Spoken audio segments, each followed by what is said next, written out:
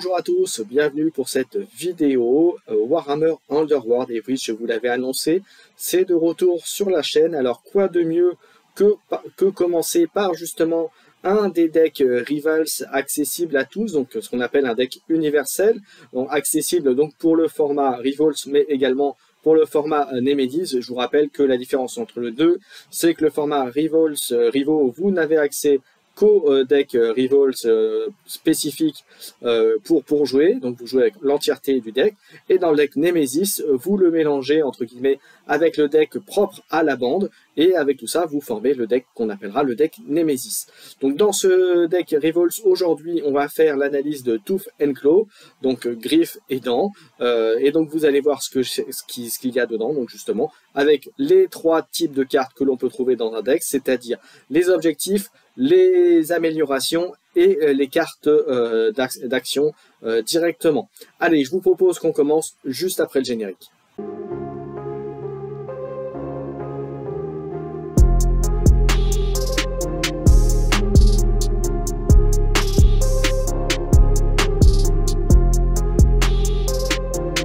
Allez, c'est parti, voyons donc ce qu'il y a à l'intérieur de ce deck Rivals, Tooth and Claw. Donc comme je disais en préambule, en introduction, c'est un deck principalement et même entièrement dédié aux bandes vraiment très agressives.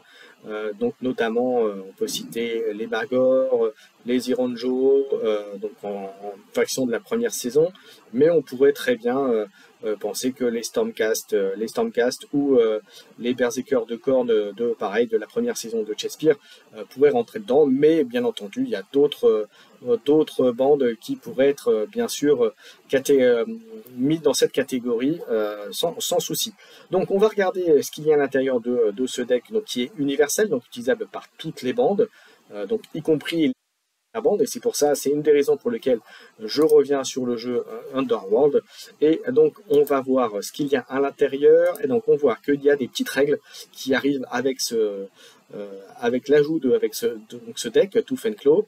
La première, c'est que vous devez le révéler à votre adversaire lorsque vous le jouez, ce qui est logique au moment où vous révélez votre troupe de guerre, votre warband.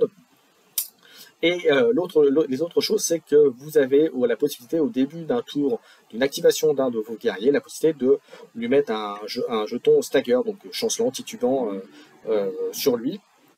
Ça permet en fait, donc c'est un petit inconvénient pour votre guerrier, et en fait c'est une règle qui a été mise il n'y a pas si longtemps que ça dans Warhammer Underworld, et qui dit la chose suivante, c'est que lorsque vous avez ce jeton sur un de vos guerriers, lorsque celui-ci est attaqué, la figurine qui l'attaque a la possibilité de relancer un de ses dés d'attaque, pardon, je vais dire pas G, mais un dé d'attaque. Voilà, donc ça c'est la première chose, vous pouvez le faire ou pas, c'est vous pouvez le faire, vous n'êtes pas obligé, mais disons que dans les conditions que vous allez voir de ce deck, ça peut être pratique de le faire, et ça peut vous aider dans pas mal de situations. Les autres règles, c'est que un de vos guerriers de votre bande est considéré comme savage, donc sauvage, si une des conditions suivantes est remplie. La première, c'est qu'il a un ou plus jetons de charge. Généralement, vous n'en aurez qu'un jeton de charge, mais en tout cas, voilà, s'il a chargé, il est considéré comme étant sauvage. La deuxième, c'est si vous lui avez mis le jeton stagger, le jeton chancelant titubant, il est sauvage. Et la dernière chose, c'est si ce guerrier a pris 2 ou plus blessures, eh bien, il est également sauvage. Donc ça veut dire que ce soit quand même des guerriers suffisamment costauds pour pouvoir remplir cette condition. Donc ça veut dire 3 ou plus en point de blessure avant d'être éliminé, avant d'être mis KO. Donc ça nécessite quand même des guerriers suffisamment costauds. Donc vous voyez, maintenant ça dépend bien sûr de la bande que vous jouez. Une fois que ça c'est dit, eh bien on va pouvoir rentrer vraiment dans le vif du sujet, comme on dit, on va regarder vraiment le deck avec les différents objectifs qui sont accessibles à la bande. Le premier, c'est Ambrat Savagerie, qui permet de scorer immédiatement un point de victoire si chacun de vos guerriers survivants est sauvage. Donc vous voyez, si vous êtes une bande agressive, vous n'aurez pas trop de mal à scorer, surtout c'est vous le scorez immédiatement. Le deuxième objectif, c'est Ferocious Rampage, il vous permet à la fin d'un tour, si vous remplissez les deux conditions suivantes, de scorer 2 points de victoire. Alors vous allez voir, c'est pas non plus super compliqué, quoique. parce que attention, c'est à la fin de la phase. Donc, si votre adversaire connaît bien votre deck, il pourra vous contrer relativement facilement. Alors, ça vous dit la chose suivante. Pour le remplir, il vous faut à la fois que chacun de vos guerriers survivants soit sauvage et ou inspiré, donc exalté en français. Voilà. Et il faut également qu'il n'y ait aucun guerrier sur un objectif. Donc, attention, aucun guerrier, ça veut dire aussi bien les vôtres que les siens. Donc, les vôtres comme les siens ne doivent pas être sur un objectif. Ceci étant dit, si vous jouez correctement, si vous avez une bonne agressive, ça ne devrait pas être trop dur non plus. Troisième objectif, focal point. Pareil, un dual, donc il faut avoir rempli les deux conditions suivantes à la fin d'un tour également. Si votre leader est à 2 hexagones de 2 ou plus de guerriers de 2 ou plus bandes de garde, ça veut dire s'il y a un autre guerrier de votre bande plus un guerrier de la bande adverse à 2 hexagones jusqu'à 2 hexagones de lui, vous avez rempli ces conditions. Et la deuxième condition, c'est que ce leader soit en territoire ennemi. Encore une fois, si vous avez une bande agressive, ça ne devrait pas être trop dur. On continue avec l'objectif suivant, fully committed. C'est pareil, c'est un dual, donc deux conditions à remplir. La première, à la fin d'un tour, là aussi, si vous avez 3 ou plus de vos guerriers en territoire ennemi, et si chacun de ces guerriers est sauvage, là encore, si vous l'avez en main de départ, si vous êtes agressif, si vous avez l'initiative, et que vous allez chez votre camarade en face, ça ne devrait pas être trop dur non plus. Voilà, donc pour 2 points de victoire. Ensuite, on a Hurricane Force.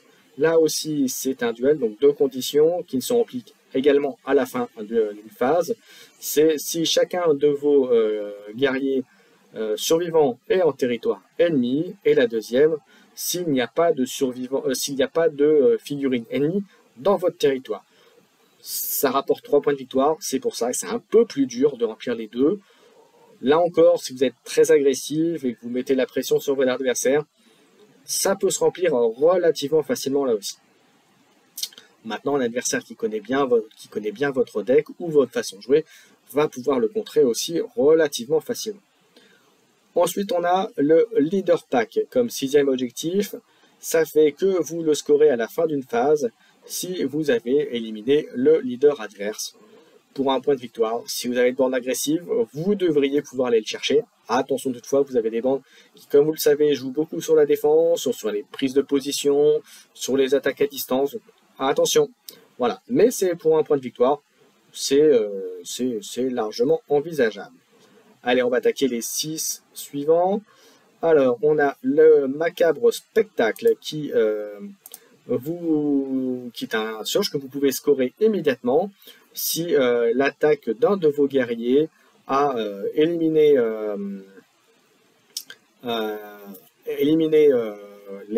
l'adversaire, la figurine ennemie, et si et que ce guerrier était sauvage au moment où vous l'avez activé. Là encore, ça devrait, si vous avez une bande agressive, ça ne devrait pas être trop dur à remplir, et c'est pour ça qu'il ne rapporte qu'un point de victoire. Mais bon, après, il faut quand même le réussir. Hein. Ensuite, on passe au mold. Là encore, vous scorez immédiatement après qu'un guerrier ennemi, une attaque de guerrier ennemi, a éliminé une autre figurine ennemie, et que en plus ce guerrier était supporté, enfin avait comme allié à proximité, était supporté, était en plus à proximité d'un ou plus guerriers sauvages. Là, par contre, ça risque d'être un petit peu compliqué, même si vous devriez pouvoir le faire relativement facilement. C'est un peu plus compliqué dans le sens où, si vous avez des guerriers suffisamment costauds, c'est que vous avez une bande qui n'aura pas beaucoup de guerriers, et donc du coup, positionner les deux l'un à côté de l'autre pour aider la frappe sur un guerrier ennemi, voilà, ça peut être une condition un peu plus dure à remplir, indirectement. Ensuite, on a le move or die. C'est vous le scorez à la fin d'un tour si chacun de vos guerriers survivants, amis, ont un ou plus compteurs de mouvement et ou 2 compteurs de charge pour un point de victoire. Là par contre, ça devrait être relativement facile à faire, surtout si, encore une fois, vous avez une bande agressive basée sur le combat corps à corps. voilà, vous allez souvent bouger, vous allez taper, vous allez faire ce qu'il faut. Ensuite, on a le Paragon of Ferocity, c'est hybride, vous le scorez dans l'un des deux cas de figure. Après que vous avez éliminé par une action d'attaque et que votre guerrier était sauvage une figurine ennemie, ou que la cible était le leader ennemi. Voilà, donc pour ça, voilà, ça va être. Si vous avez une bande agressive, là encore, c'est une condition qui est relativement facile à faire. Ça veut dire que vous allez taper, vous tapez fort, vous allez faire de gros dommages, ou en tout cas faire ce qu'il faut pour éliminer une figurine ennemie. Donc logiquement, c'est quelque chose que vous devriez pouvoir faire assez tranquillement. Ensuite, on passe au Suprême Sauvagerie. Là, c'est un dual. Vous scorez comment dirais-je, vous le scorez immédiatement après qu'un guerrier l'attaque de votre leader en sauvage a émis une cible hors de combat. Mais par contre, il faut que ce soit la deuxième cible, au minimum la deuxième cible qui a été mise hors de combat par ce guerrier. Donc ça veut dire que la condition, c'est que votre leader ait déjà mis hors de combat une autre figurine. Alors, ça rapporte 2 points, et c'est pour ça que voilà, c'est un peu plus compliqué à remplir, c'est très situationnel. Clairement, c'est un objectif. Il faut avoir maintenu en vie votre leader, et si vous jouez contre une agressive, ce ne sera pas forcément le cas. Par exemple. Ensuite, on passe au dernier objectif, Toy 8, donc jouer avec. Vous le scorez immédiatement après qu'une attaque d'un de vos guerriers amis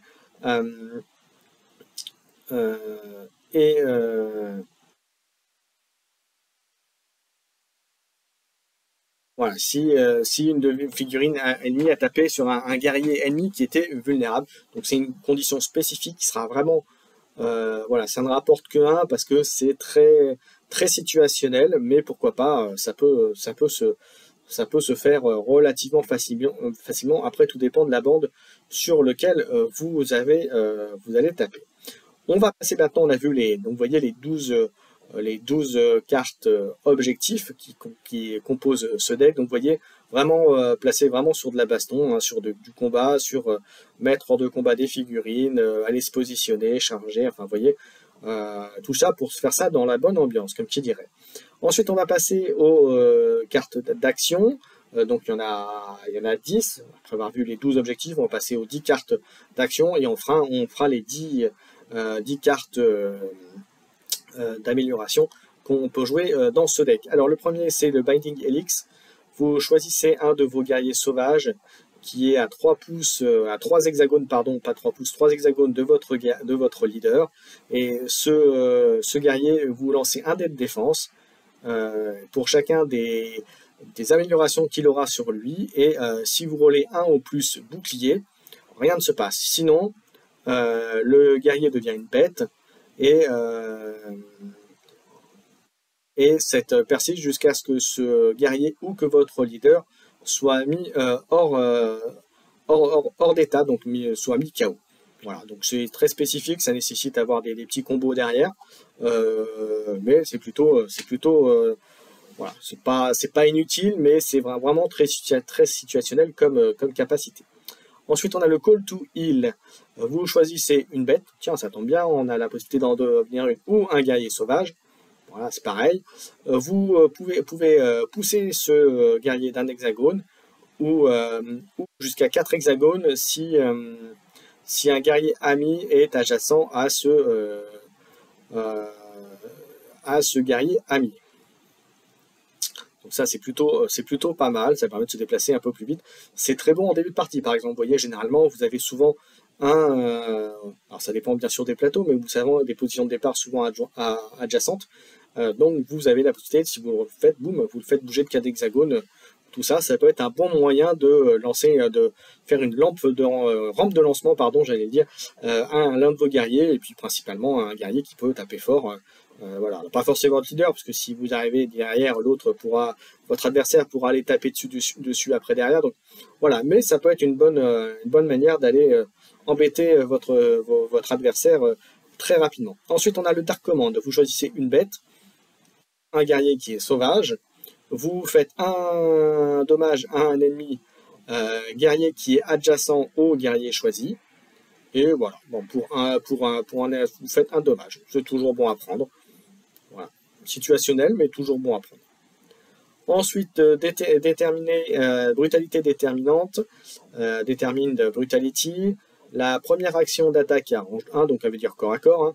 À la prochaine activation, gagne cleave, donc qui tape en fait sur toutes les figurines ennemies qui sont adjacents à lui, ou ensnare, c'est-à-dire qui bloque l'adversaire, l'adversaire, et vous choisissez celui que vous voulez au moment où vous déclarez votre attaque. Donc ça peut être pas mal. Un cleave sur une attaque qui fait mal, ça peut être très bon, ça peut faire très mal. Si vous avez bien positionné sur le bon hexagone votre figurine, ça peut faire le café. Ensuite, on passe au Gore Swamp.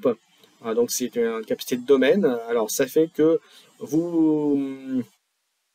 ça donne plus 1 au guerrier corne, et tous les autres guerriers ont une caractéristique de mouvement de 2 lorsqu'ils font une action de mouvement, si ce n'est pas une action de charge. Voilà, donc si c'est une action de charge, cet effet ne prend pas effet, et cet effet persiste jusqu'à la fin du round, ou jusqu'à ce qu'un autre domaine soit joué.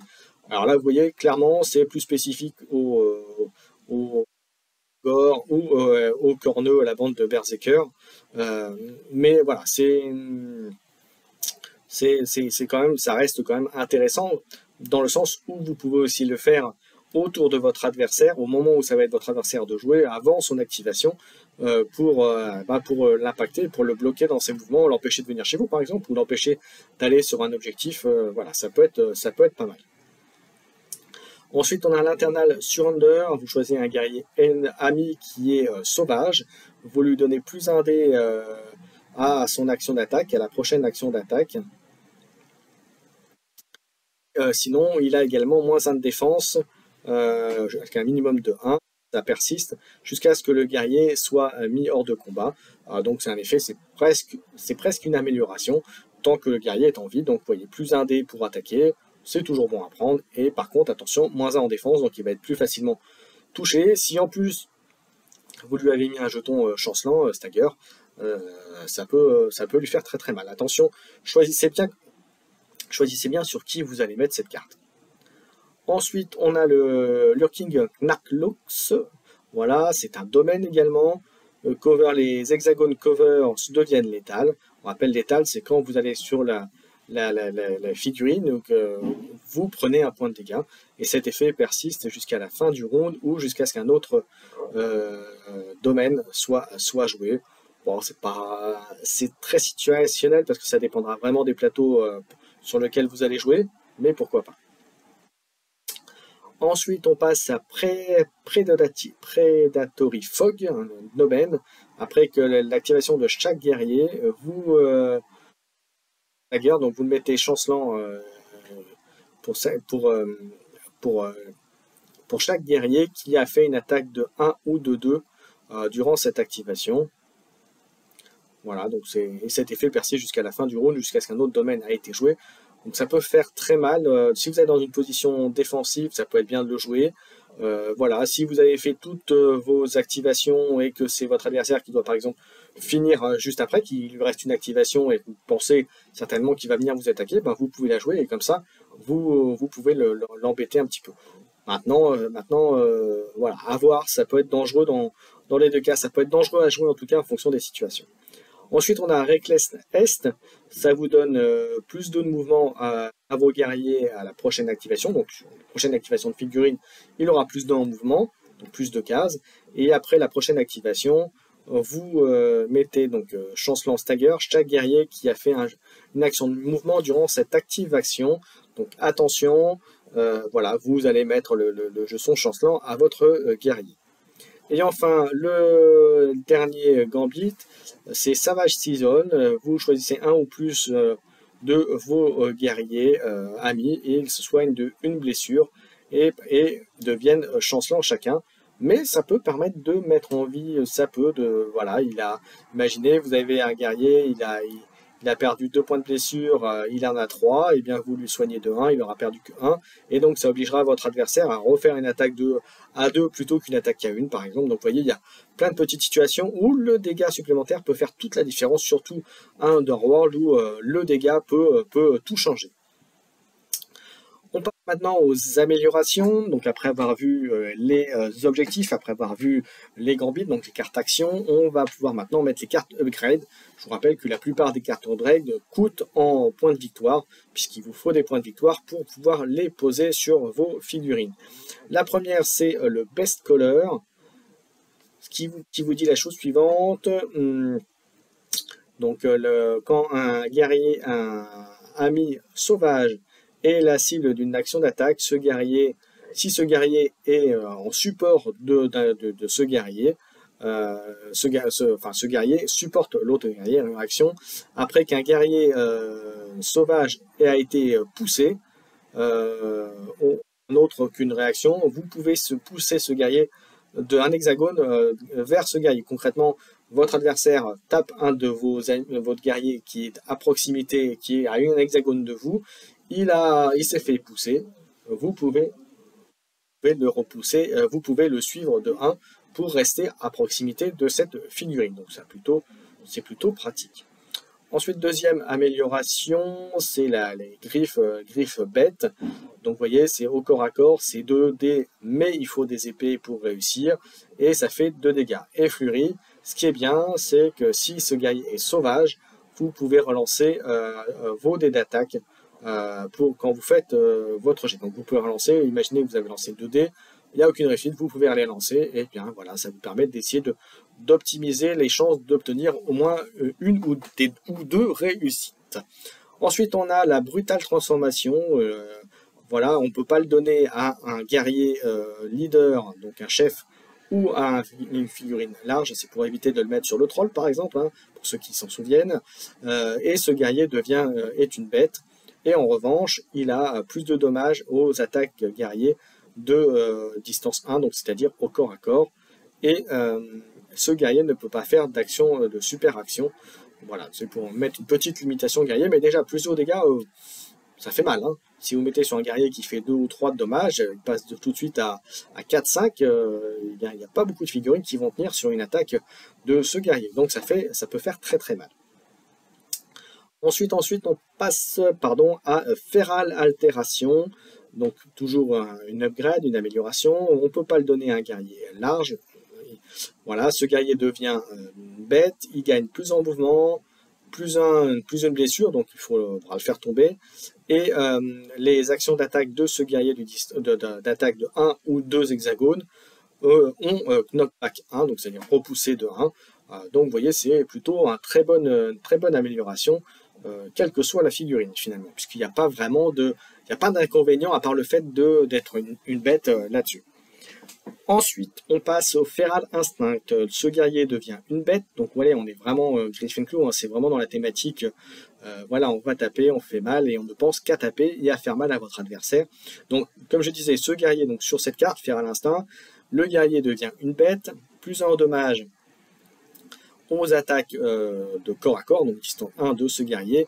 Et quand il est activé, s'il peut, il fait automatiquement une action d'attaque. Sinon, il doit faire une action de charge s'il peut. Donc, si clairement, dans sa distance d'hexagone de mouvement, il peut faire une charge, il doit faire cette charge. Ça, il n'a pas le choix. Et sinon, il doit faire une action de mouvement automatiquement vers un guerrier ennemi. Donc, en gros, il est vraiment... je veux taper, je veux exploser les figurines ennemies. Donc là, il n'y a pas à tortiller, il va taper. Voilà. Hein, c'est l'idée de cette amélioration. Ensuite, on passe au Gift Ferocity, donc c'est une mutation, ça donne plus 1 dé aux attaques à distance de 1, donc encore à corps de ce guerrier, et en réaction, après que les attaques de ce guerrier a mis KO un adversaire à terre, en réaction, donc voilà, si une attaque action de votre guerrier a mis un guerrier à terre, a mis hors de combat, vous pouvez lui attacher cette grade, donc cette amélioration, gratuitement, sans que ça coûte de points de gloire, donc de points de victoire pour faire ça. Oui, je rappelle, je dis point de victoire, mais c'est le point de gloire hein, dans Underworld. Voilà. Donc voilà, donc c'est très bon, hein, puisque c'est en fait c'est un upgrade gratos si vous le jouez correctement à mettre sur votre figurine. Ensuite, on a Gift Vitality Mutation également. Vous pouvez pas le mettre sur une figurine large. Et à la fin de la phase d'action, vous le soignez de 1 ce guerrier. Donc ça, c'est très bien. Et après qu'une attaque, et sinon en réaction, après qu'un guerrier ennemi a mis à un milliard de combat un guerrier, si cette carte est dans la main, vous pouvez lui attacher, un peu comme le Gift Ferocity juste avant. Vous lui mettez ça. Écoutez, vous avez les deux en main. Hein. Réaction, boum, vous mettez le Vitality, vous mettez le Ferocity, il a plus 1, il se soigne de 1 à la fin de chaque tour, et puis en plus, il va avoir plus 1 dé pour toucher. Écoutez, quoi demander plus, hein, c'est déjà très très bon. Ensuite, on passe à l'amélioration Mark of the Stampede. Ce guerrier devient une bête, il a plus en mouvement, plus 2 si c'est un guerrier qui a sauvage, donc ça peut être très fort, hein, plus 2 c'est quand même fort. Et l'autre chose, c'est que ce guerrier ne peut pas être chancelant, donc stagger, donc ça c'est très bien, quand il est sauvage. Donc les deux conditions, ça peut être pas mal. Ça, voilà, ça fait très très bien. Et donc ça peut aussi dire, parce que si vous mettez cette amélioration sur un guerrier qui a le jeton stagger de chancelant, eh bien ça lui enlève. Voilà, donc ça c'est plutôt très bien. Puisque voilà. Après, il faut qu'il soit sauvage hein, pour l'enlever. Hein. Mais bon, vous avez vu, si vous avez une bande agressive, c'est pas très très dur. Ensuite, on a le Natural Hunter, plus 1 de mouvement. Quand ce guerrier cible un guerrier qui est sauvage ou qui est piégé, les attaques actions de ce guerrier sont avant-snare, donc le fait de bloquer votre adversaire. Donc c'est plutôt pas mal, sans plus, mais c'est toujours le plus en mouvement qui est toujours intéressant à prendre. Et enfin, la dernière carte du deck, la dernière amélioration, c'est Studborn to the Bone. Les ennemis vos ennemis ne peuvent pas pousser ce guerrier, et en plus, si ce guerrier est sauvage, vous pouvez relancer un dé de vos jets de défense du guerrier en question. Donc c'est plutôt très sympa aussi. Donc vous voyez, on a vu les cartes de ce deck Tooth and Claw. Voilà, donc encore une fois, comme vous avez pu voir, c'est vraiment axé sur le combat, sur le corps à corps, sur rentrer dans l'art de votre adversaire, quand on voit les objectifs, quand on voit également les cartes d'action et enfin les cartes d'amélioration, d'upgrade. Vous voyez, c'est vraiment très axé sur le combat, très peu sur le contrôle, c'est vraiment que du on frappe, on regarde ce qui se passe après. Donc voilà, donc attention, c'est la typologie de cette bande-là. Donc il y a clairement quelques bandes qui sont vraiment ciblées quand on voit les cartes pour les jouer. Donc comme je disais tout à l'heure au début de cette vidéo, vous voyez les Magor, je crois que c'est les Despoilers, en tout cas les Berserkers de Khorne de Shadespire qui sont ciblés. On peut penser au Nironjo, on peut penser au Stormcast dans leur version agressive, les premiers, hein. Mais il y en a certainement d'autres que j'oublie. Hein. Personnellement, j'ai joué jusqu'à la saison 3, début de la saison 4. Voilà, mais j'en oublie certainement encore une fois sur ce qui est possible de jouer avec ce deck. Mais en tout cas, c'est un deck très agréable si vous avez l'idée de vraiment fracasser votre adversaire. C'est plutôt très sympa, et puis surtout c'est un deck rival universel, donc comme je disais, accessible à n'importe quelle bande. Voilà, n'hésitez pas ensuite, si vous êtes intéressé à vous remettre à Underworld, sachez que ce deck rival est accessible dans la boîte de base de Gnarlwood, voilà, que vous pouvez trouver dans toutes les bonnes boutiques. Vous pouvez aussi le récupérer chez mon partenaire de la chaîne MaxiRev. Voilà, le principe étant que si vous créez un compte chez MaxiRev, si vous dites que vous venez de la part de la chaîne, vous avez 10% supplémentaire, et grâce à lui, sachez qu'il va y avoir plein de contenu Underworld qui va arriver là très bientôt. La preuve, c'est qu'aujourd'hui cette vidéo est possible grâce aussi à MaxiRev. Donc n'hésitez pas à le soutenir, à aller voir, à aller faire un petit tour sur son site internet. Voilà.